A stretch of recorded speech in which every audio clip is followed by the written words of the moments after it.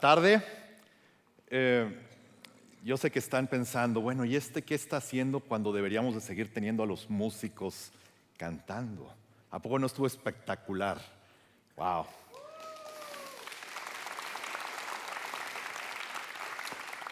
Bueno, bienvenidos a Chase Oaks en español. Gracias por estar en este lugar. Qué buena decisión tomaron en estar en este lugar, en este día. Porque hoy empezamos una nueva serie. Empezamos una serie que tiene el potencial de transformar tu vida. Es una serie donde vamos a estar hablando de un tema muy particular que necesitamos como seres humanos tomar una decisión en él. Y vamos a estar hablando por las siguientes 5 o 6 semanas sobre este tema. Así que te voy a pedir que hagas un compromiso contigo mismo, no con tu esposa, no con tu esposo, no con la persona que te trajo, sino un compromiso contigo mismo de venir por las siguientes 6 semanas. ¿Crees que lo puedas hacer? 6 semanas, compromiso. ¿Ok? ¿Más o menos? Ok. Sí, entonces, es un compromiso que te pido porque esta serie, como te dije, puede transformar tu vida. El cristianismo está centrado en una persona. Está centrado en la persona de Jesús.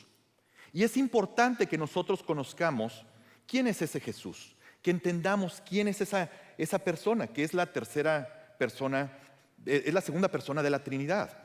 Y es importante que conozcamos porque en esta serie yo estoy seguro que tú vas a quedarte con los ojos abiertos, porque vamos a estar estudiando las partes más controversiales de Jesús. Aquello que a lo mejor amigos tuyos te dicen, no, es que ese Jesús, ahí hay contradicciones, o ve cómo actuó con la gente.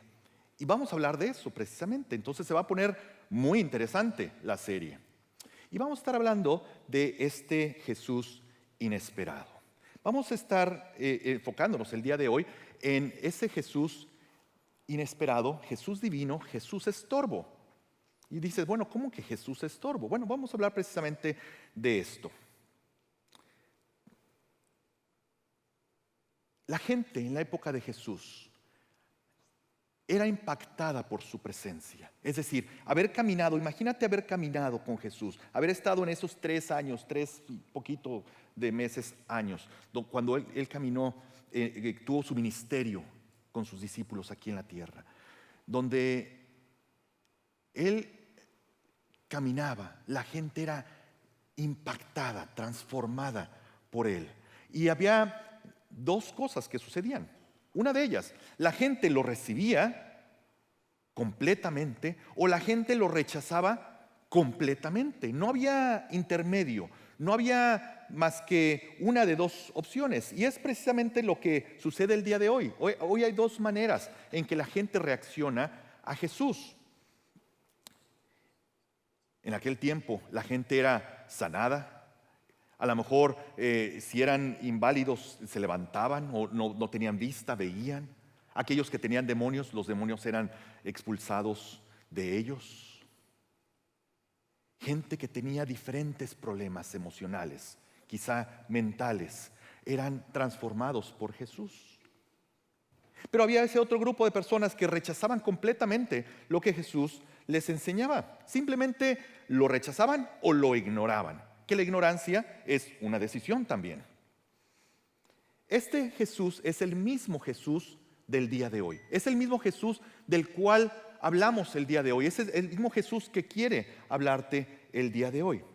Pero la gente no entiende a Jesús. Y tenemos, la gente ha convertido a Jesús en diferentes cosas. Por ejemplo, en pósters, anuncios, carteles, donde tenemos a Jesús y lo vemos por todos lados, en esta o diferente forma. O también lo tenemos en nombres de negocios, donde le ponen a su negocio Jesús esto, Jesús el otro, el niño Jesús. Lo tenemos también en imágenes religiosas por todos lados. Gente a lo mejor las tiene en sus casas, en sus coches, lo tiene a lo mejor en sus negocios colgado. O tenemos también imágenes que la gente, me adelanté una, imágenes que la gente tiene colgadas en sus casas, como decoraciones que la gente pone en sus casas. Y hay de todo tipo de decoraciones. O esta que ya vimos, donde ponemos a Jesús con Elvis, porque dicen, bueno, el rey con el rey. Y la gente lo ve de esta manera, es la perspectiva que la gente tiene en el mundo. O por ejemplo en joyería, donde la gente se cuelga a Jesús de diferentes maneras. ¿Saben ustedes que, por cierto, está a la venta no lo estoy vendiendo yo, está a la venta, lo pueden encontrar en internet, pero es puro oro, es oro puro, y además tiene 11.4 quilates de diamantes. Imagínense lo que cuesta. Es de esos que dices, ay, lo tienes tú, ¿no? Y dices, Jesús, hazme un milagro, cómprame un coche. Y vas, lo empeñas y te alcanza para el coche. Entonces, porque imagínense lo que cuesta esto, ¿no? Y lo tenemos en juguetes, muñecas, muñecos que lo tienen a Jesús. O, por ejemplo, en la música. Y es una de tantas, esta de Ricardo Arjona, que es una bonita canción. Jesús es verbo, no es sustantivo. Y tiene verdad la canción. La gente lo canta. Y esto me recuerda a un amigo mío que me cuenta que antes de que él y su esposa conocieran a Jesús, él se dedicaba a traficar a través de la frontera cigarros. Y los cigarros que ellos conseguían eran cigarros falsos, cigarros que no eran de marca, pero le ponían la marca y los vendían. Pero los fabricaban en México. Estaba la fábrica clandestina en México, los cruzaban la frontera y los vendían en Estados Unidos como si fueran cigarros de marca. Y tenían un negocio sumamente lucrativo, donde ellos todas las veces que cruzaban la frontera, él y su esposa, tenían el carro lleno de cigarros. Y todas las veces que cruzaban la frontera, le pedían a Jesús, Jesús, ayúdanos a cruzar la frontera, ayúdanos a cruzar la frontera. Y lo hicieron por muchos años, ganaron mucho dinero y nunca los agarraron. Increíble. Y a lo mejor tenían una imagen como esta en su coche, un Jesús que se le mueve la cabeza y le pedían. No sé, la gente tiene diferentes perspectivas de quién es Jesús. La pregunta que te hago el día de hoy es, ¿quién es Jesús? ¿Quién es Jesús para ti? De hecho, yo te pregunto a ti, ¿conoces a Jesús? ¿Conoces a Jesús? Jesús va más allá de tenerlo colgado en la pared de tu casa. Jesús va mucho más allá de tenerlo en un colguije, quizá en tu cuello. Quizá va más allá, o seguramente va más allá de nada más rezar. Ay, Jesús, ayúdame y te prometo que este domingo sí voy a la iglesia. Te prometo que ahora sí me voy a portar bien. Va mucho más allá, Jesús, de esto. ¿Conoces a Jesús? Y es una pregunta que te quiero hacer, una pregunta seria que te quiero hacer. ¿Conoces a Jesús? Y no te estoy preguntando si conoces a Jesús como lo conocemos como cultura hispana, donde crecimos nosotros conociendo la historia de Jesús. O sea, por el trasfondo que tiene nuestra cultura hispana, el trasfondo católico, el trasfondo cristiano que viene desde los españoles en aquel entonces. La gente habla de Jesús, tenemos pastorelas, tenemos la cantata de Navidad en las escuelas de los niños, conocemos la historia de José, de María, del niño, el burrito, la ovejita, los reyes magos. Conocemos eso desde niños, tú te la sabes la historia. Pero eso no significa que conoces a Jesús. Conoces de Jesús, pero no conoces a Jesús. La pregunta es, ¿conoces a Jesús? Y Jesús es una persona, Jesús no es un objeto, Jesús no es un amuleto de la suerte. Jesús es una persona y es como les dije hace un rato, la segunda persona de la Trinidad. Es Dios mismo, es Dios mismo que vino a este mundo a morir en la cruz por ti y por mí, para rescatarnos. ¿Conoces a Jesús? Jesús va más allá de ser un ícono de la sociedad, un héroe de la sociedad, un gran maestro de la sociedad. Y este Jesús llama la atención a toda la gente, a tus amigos. Tú hablas de Jesús y la gente escucha. Por un momento, algunos de ellos a lo mejor se tapan los oídos porque dicen, yo no quiero oír de ese Jesús ahora que tú eres cristiano, ahora que tú vas a la iglesia, y no quieren escuchar de Jesús. Pero crecimos en esta cultura. Y la gente La gente sabe de qué estás hablando cuando hablas de Jesús. Y ese Jesús está vivo y sigue llamándote el día de hoy y sigue llamando a la gente. Así como Jesús llamó en aquel entonces a aquellos hombres en Galilea, aquellos pescadores, aquellos agricultores, aquellos cobradores de impuestos. Jesús sigue llamando el día de hoy y sigue tocando a tu puerta y llamándote. En aquel entonces Jesús, cuando caminó en esta tierra, la gente lo apretujaba, la gente, donde él iban las multitudes. Él trataba de esconderse, dice la Biblia, él trataba de esconderse en ciertos momentos para estar en un tiempo de oración, y la gente lo encontraba donde fuera. A veces caminaba por la orilla del lago, de aquel gran lago que está allá, que lo llaman el mar de Galilea, y se iba por la orilla tratando de escaparse de la gente. A veces cruzaba en barco y la gente lo seguía, iba en barco y la gente por la tierra lo encontraba en el otro lugar, muchas veces corriendo para alcanzarlo, porque era sumamente popular. La gente quería escuchar de él, querían saber quién era, y lo apretujaban, eran multitudes completas que estaban buscándolo. Y tenemos una historia en la Biblia donde precisamente es esto. Él se acerca al templo y los judíos, los sacerdotes de los judíos, lo empiezan a apretujar y empiezan a preguntarle lo siguiente. En Juan 10 dice: por esos días se celebraba en Jerusalén la fiesta de la dedicación.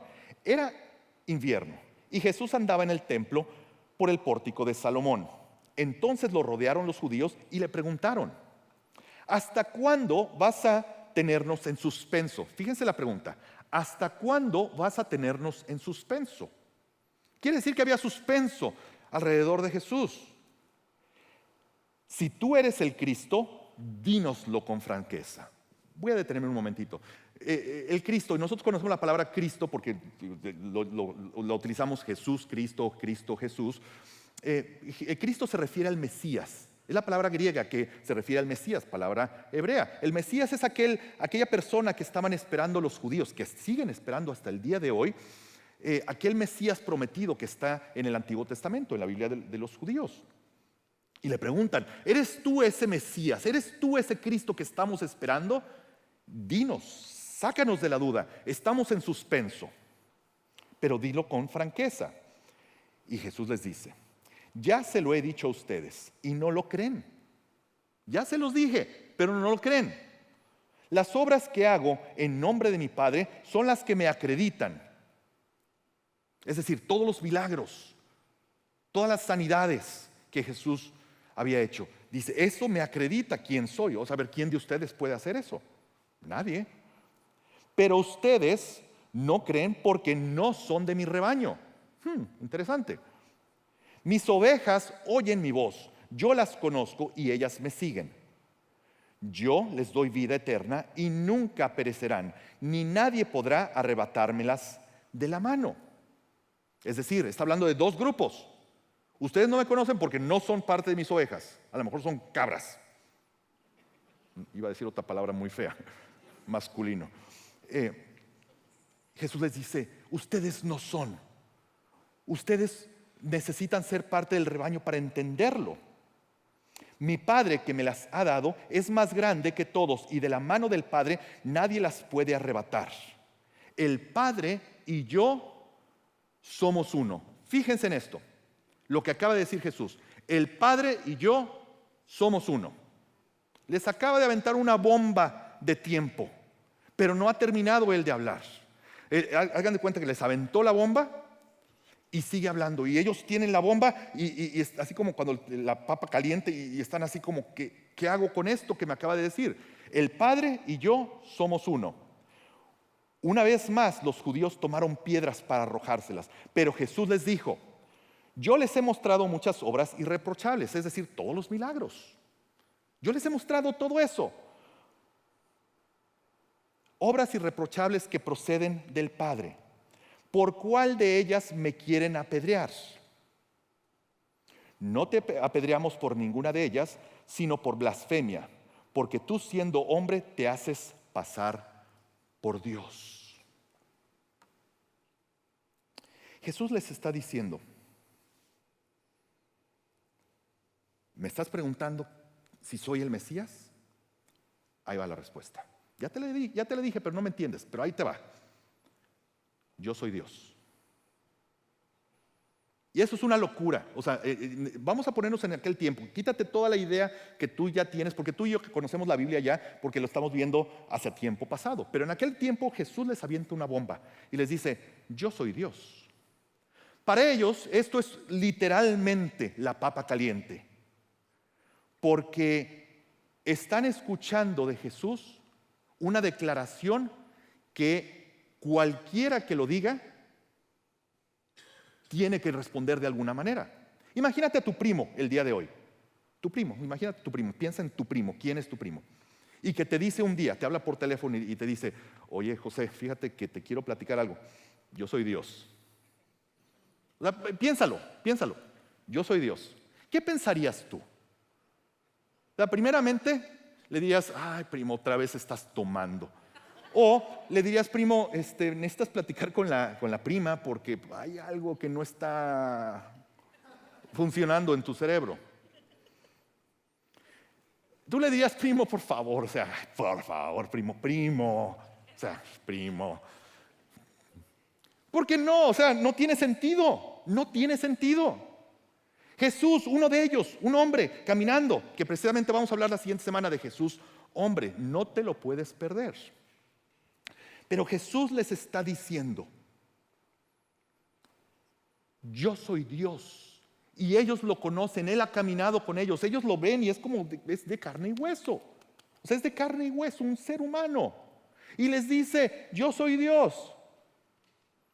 Es una verdadera locura, al punto de que lo quieren apedrear. Tanto lo entendieron el mensaje que lo quieren apedrear en ese momento, por blasfemia. Lo quieren sacar de la jugada. Pero lo interesante es el sentido del humor de Jesús. Me gusta porque yo veo parte sarcasmo a lo mejor, y a mí me gusta mucho el sarcasmo. Y les dice, bueno, ¿por qué me quieren apedrear? Les acaba de aventar la bomba, tengan en cuenta, tienen la bomba aquí, la papa caliente. ¿Por qué me quieren apedrear? ¿Porque sané el otro día a aquel señor que está por allá? ¿O aquel que era ciego le devolví la vista? ¿O aquella persona que estaba muerto? ¿Te acuerdas el muerto que resucité? Y ellos como diciendo, pero me estás diciendo que eres Dios y me estás preguntando que por cuál te vamos a apedrear. Te vamos a apedrear porque estás siendo blasfemo.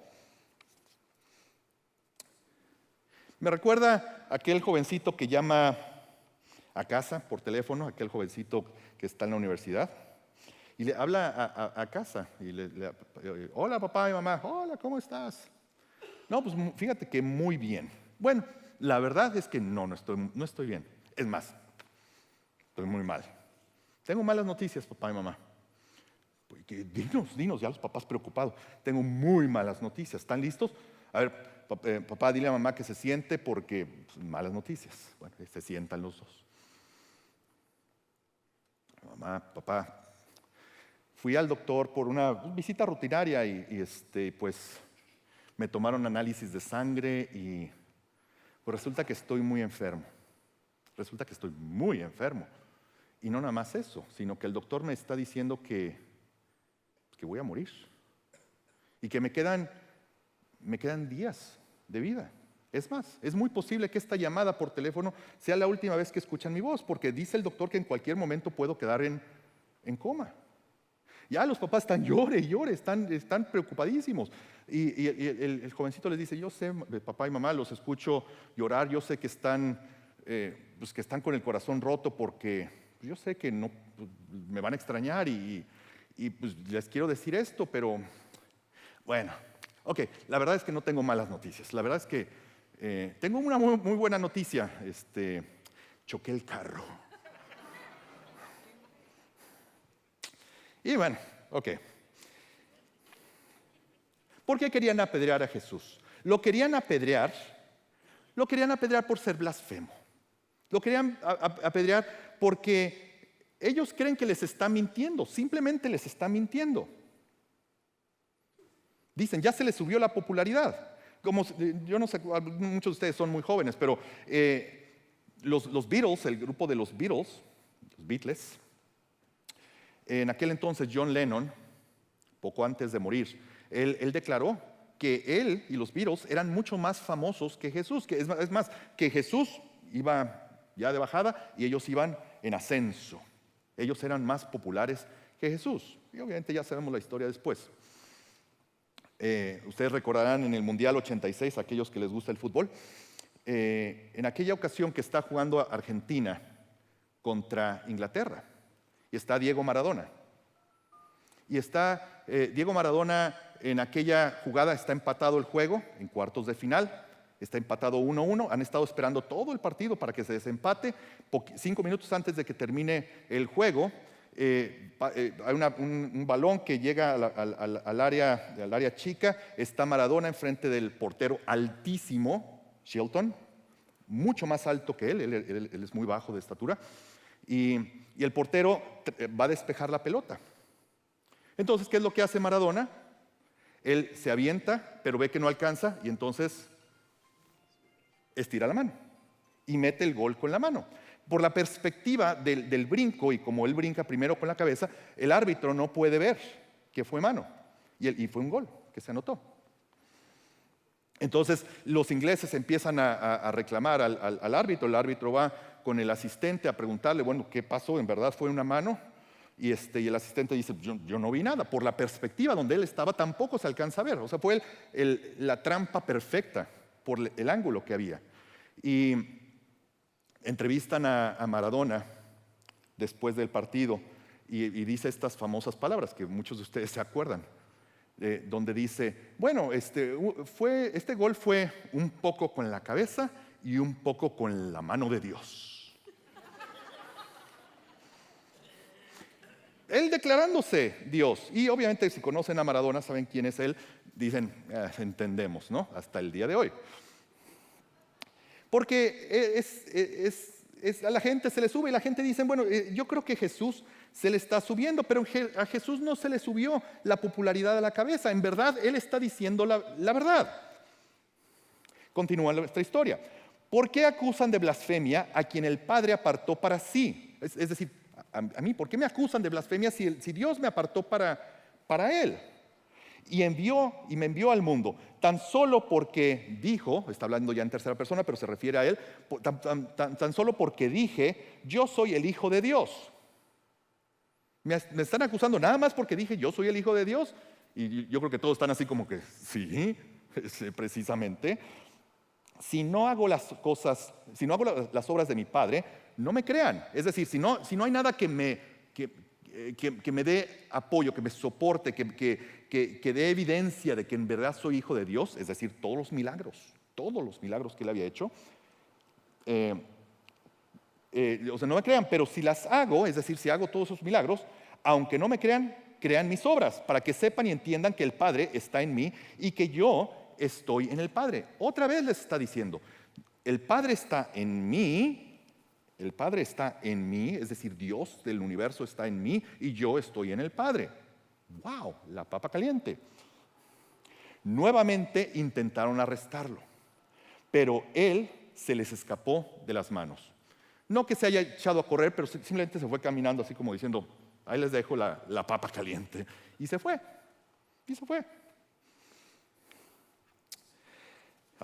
Interesante.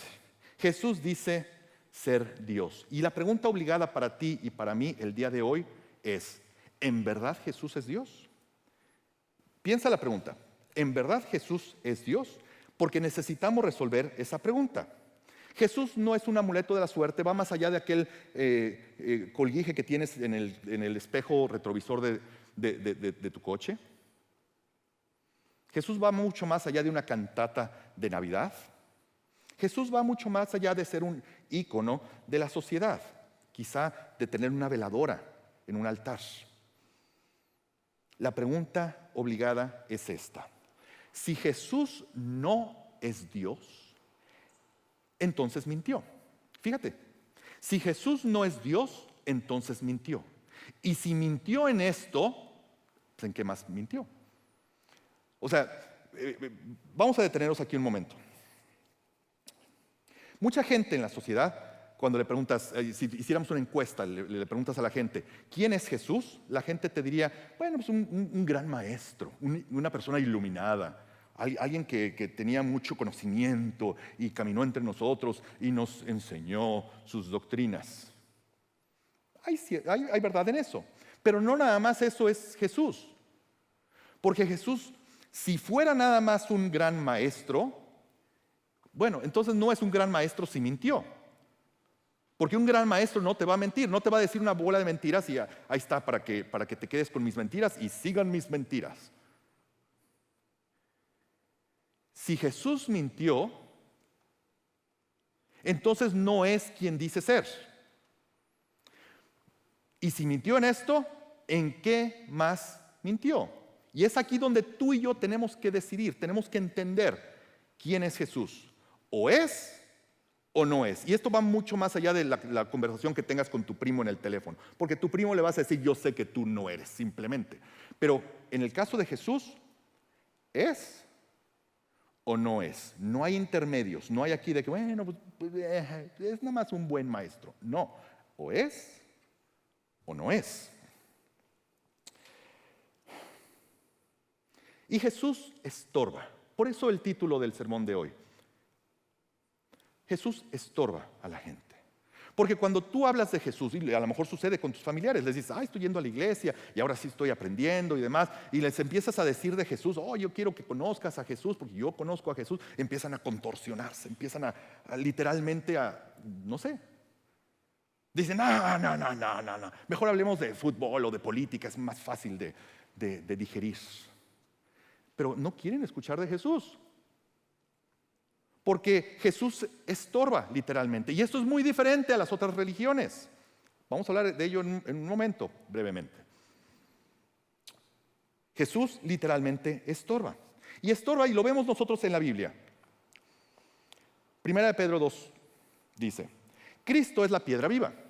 Y está comparando a Jesús con una piedra. Y todo lo que vamos a leer compara a Jesús con una piedra. Cristo es la piedra viva, rechazada por los seres humanos. Lo vemos, toda la historia, lo vemos en la Biblia cuando Él caminó en la tierra, pero también lo vemos a través de la historia. Hay mucha gente que lo rechaza, pero es escogido y precioso ante Dios.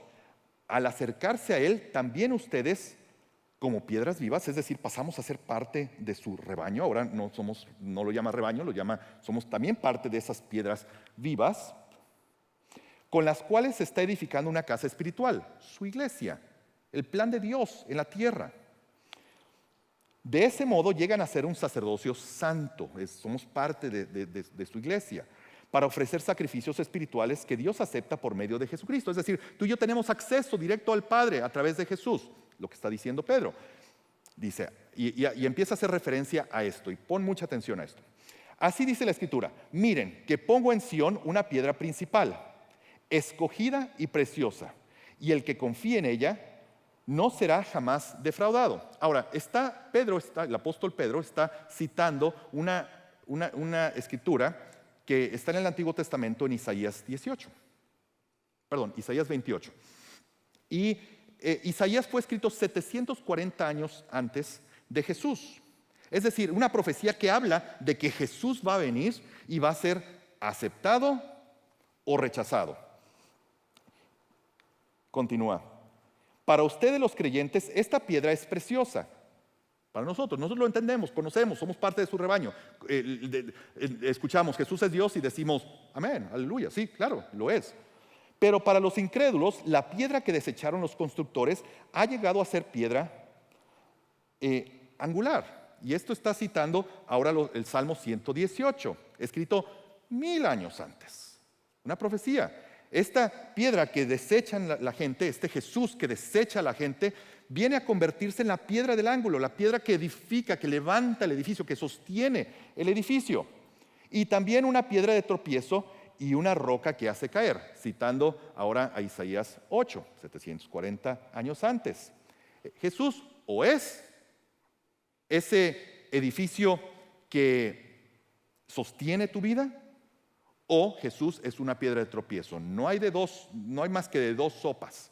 No hay una tercera sopa. Aún el ignorarlo significa tomé una decisión de ignorar a Jesús. Pero o Jesús es quien dice ser, o es un lunático, un loco.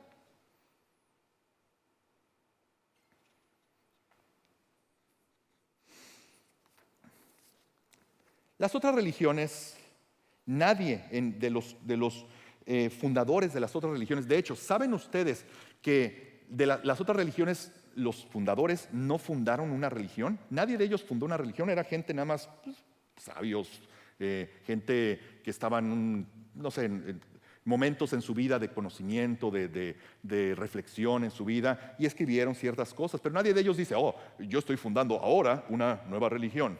Nadie de ellos dijo ser Dios. De hecho, la mayoría de ellos dijeron, busquen a Dios. O sea, ¿saben ustedes que Buda era ateo? Él decía, Dios no existe, y ahora es considerado Dios. O sea, como que no tiene sentido. Pero la gente decía, los otros decían, busquen a Dios, y lo van a encontrar. ¿Dónde? Pues por allá, yo no sé dónde. Pero Jesús es al contrario. Él sabía que estaba fundando un nuevo movimiento. ¿Recuerdan que le dice a Pedro que la iglesia va a ser edificada? Él sabe que viene un movimiento después de él, donde él es la piedra angular, el fundamento de esto. Y vemos nosotros la diferencia, 10 diferencias, 10 aspectos que el cristianismo se distingue de otras religiones. Vamos a ir rapidísimo con esto. Número 1, la premisa del cristianismo es el amor de Dios. Las 10 están conectadas, es un tren de pensamiento, así que velo siguiendo, pon mucha atención. La premisa del cristianismo es el amor de Dios. Dios ama porque Dios es amor. Número 2, el Dios del cristianismo no nada más ama porque es amor, sino ama a la humanidad. A diferencia de las otras religiones, donde ese Dios es un Dios inalcanzable, un Dios que está sentado allá, a lo mejor hasta enojado, o un Dios indiferente. Número 3, el Dios del cristianismo crea una humanidad con la habilidad de decidir. Las otras religiones hablan de que ya fue decidido por ti, o eres o no eres. O sea, y estoy hablando de los diferentes movimientos religiosos, no nada más las grandes religiones. O eres parte o no eres parte, fuiste escogido o no fuiste escogido. Y aquí nosotros, Dios nos crea con la habilidad de decidir, de tomar una decisión. Interesante, porque esto nos lleva al número 4. Tal vez. Ok. La humanidad no puede alcanzar a Dios ni vivir bajo sus estándares de santidad. Es decir, tú y yo somos pecadores. No tenemos nada que ofrecer a Dios. Yo no puedo llegar con Dios y decirle, Dios, me he portado muy bien, porque aquí mi cabecita me va a decir, ay, no es cierto. O sea, acuérdate anoche, ¿te acuerdas? Y así somos todos. Por más bien que te portes, no te portas del todo bien. Aunque sea, no digas, ay, yo no, es que yo, aquel criminal, ese sí es asesino. Yo nada más digo mentiritas. O sea, lo que sea.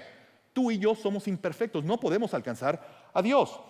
Siendo que las otras religiones, el propósito es alcanzar a Dios por obras. Me voy a portar bien y voy a hacer esto y voy a tocar puertas y voy a caminar y voy a hacer esto y me voy a poner de rodillas y voy a rasurarme la cabeza o yo no sé, latigarme, flagelarme. Número 5, el Dios del cristianismo se acerca a la humanidad para hacer las paces. Fíjate qué interesante, nuestro Dios se acerca, viene a nosotros para hacer las paces, siendo que las otras religiones es, bueno, tú tienes que subir al monte del Olimpo, tú tienes que llegar a Él, ser iluminado y portarte muy bien y aprender y estar en rezo, en meditación. Número 6, el Dios del cristianismo decide venir a este mundo, humillarse y morir en nuestro lugar. No nada más viene a hacer las paces, Él viene a pagar el precio por ti y por mí. ¡Wow! O sea, por mi pecado, Él viene a morir cuando yo merecía morir. Yo sé que esto lo has escuchado muchas veces, pero quiero que lo entiendas. Tú y yo necesitábamos morir. Por nuestro pecado necesitábamos morir. Pero Jesús viene a este mundo y Dios te ama tanto que envía a Jesús a morir en este mundo para tomar tu lugar. Tú no hiciste nada. De hecho, no has hecho nada todavía. Él vino a hacerlo antes de que tú nacieras, porque te ama. Número 7, el Dios del cristianismo hace todo, cuando en las otras religiones tú eres el que tienes que hacer todo y a ver si le llegas. Número 8, el Dios del cristianismo resucita y está vivo. Los otros de las otras religiones están muertos. Están muertos. Muertos. Puedes visitar algunos de ellos, sus tumbas en tus viajes cuando vayas. Jesús está vivo. Número 9. En el cristianismo el acceso a Dios es por gracia. En las otras religiones es por obras. Pórtate bien. Aquí es por gracia. Jesús te lo regala, te lo da todo. Y 10. Por esta muerte en la cruz, el cristiano puede vivir por la eternidad con Dios. Porque Él lo hizo por ti y por mí. Y esto es increíble si lo analizas. Jesús dijo ser Dios. Jesús dijo ser Dios.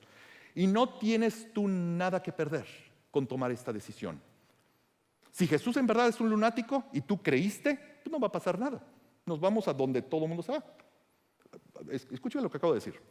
Si Jesús realmente nos engañó a todos, que no lo hizo, pero vamos a suponer por un momento, y esto es el argumento que le puedes dar a tu primo, que es el que te habla por teléfono. Le dices, ok, si Jesús nos engañó a todos, y en verdad todo esto es una farsa, esto del cristianismo es un engaño, y caímos en la trampa. Y todo fue un engaño y nos morimos y resulta que todo fue un engaño, no perdiste nada. Nos vamos a donde todo el mundo se va. Pero, y es aquí donde es la diferencia entre Jesús y las otras religiones, o la falta de religión. Pero, si es verdad lo que dijo ser, wow, nos sacamos la lotería. Nos sacamos la lotería. Porque Él pagó por ti y por mí para que estemos con Él por la eternidad. Y no nos costó nada. Y te sigues portando mal. Y yo también. Y nos vamos a ir al cielo. Piensa en esto, piénsalo. ¡Wow! Nos sacamos la lotería.